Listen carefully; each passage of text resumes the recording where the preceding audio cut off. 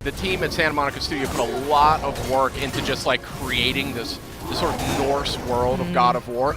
And, you know, that extends to the trolls themselves. They have a unique language that they speak amongst each other. So there's actually, this big fella's actually saying something, I don't know what, but I'm assuming it's like, get out of my way, pesky insect.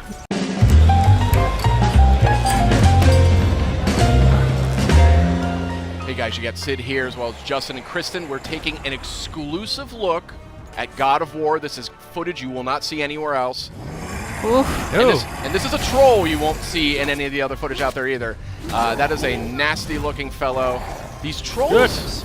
Yeah, look at this thing. These trolls are actually unique. They're named characters in the game's lore. Tell us a little bit. Each one is different. Each one has a completely different backstory. You know, as with Norse mythology, everything here sort of has a little bit of a story, a little bit of a narrative to it. So each of these guys, they're going to look a little different. They're going to fight a little different. The way you want to go up against them, you might want to think about it differently.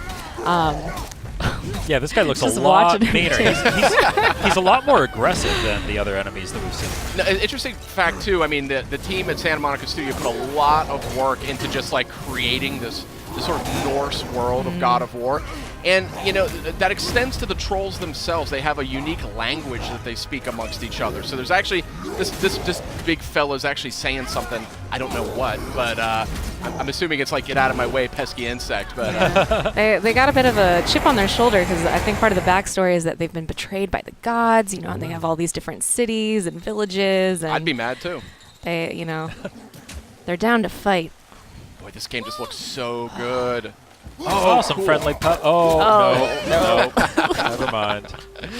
You know, you're seeing just a different side of God of War with this game. That camera. The glowing eyes are an interesting touch there. Yeah. This camera, I think, is worthy of discussion because, I mean, this is it's seamless. It's like a one-cut game. They don't, like, cut to cinematics or cut to another character. Exactly. Yeah, and even the camera angle, it's a lot closer to Kratos, a more intimate camera there. Yeah, a lot more intimate, and really makes you feel like you're there, you know? Yeah, especially during combat, you sort of feel the impact of every hit. It sort of shakes just a little bit. Makes it feel like you really are Kratos. We can. And sort of a robust loot system here, too, something we really haven't seen necessarily in God of War to date. So it's just a different take on and a really fresh and exciting take on a classic PlayStation IP. We're seeing some light puzzle elements, it looks like here. Nice. Notably, you don't have to mash the button to open chests anymore. And there's a lot of different kinds of chests. The animations are always different. Ooh, a purple thing. That's a way to enhance your health. Nice. Oh, cool. I think so the more of those puzzles that you find, they're sort of higher level loot that you're going to find in those rune chests. Never leave me alone again. Yeah, these environments. Look at this environment. I mean, just so detailed. So this tickled me too. You know, this is a new look at God of War, and the climbing is something that I always associated with God of War. You remember those epic climbing sequences? Yeah. So Cory Barlog's sort of a veteran on the series. He worked on the original. He was creative director on the second game, and he's creative director on this title as well. And he's riddled this game with just references, homages, clues for fans. I also just love these quiet moments though with Atreus, that as you're moving through the world, he's constantly, you know, commenting it with fresh eyes. I just love the relationship between Atreus and Kratos. You really see it develop just right away from the beginning. It just dives right in. Yeah, and it's definitely going to be, I think, the centerpiece of the game. It's pretty clear. It's got a lot of power to it emotionally. Like Kratos is this sort of troubled character. You know, if you've played these other games, he's in a different place in his life. He's got a lot of responsibility in a way that he maybe hasn't had in the past. And you know, he has to struggle to like keep his temper, something he's not maybe known for exactly. So, really, really interested to see where they go with that in this game.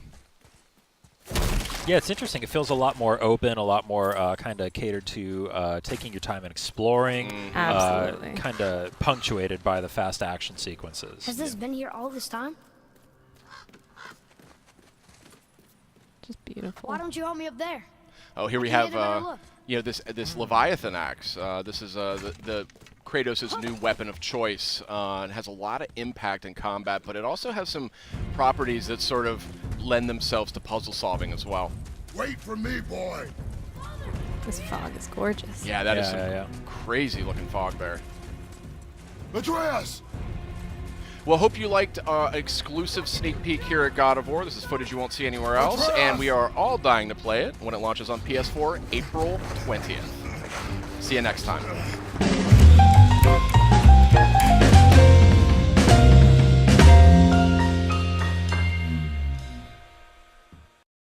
PlayStation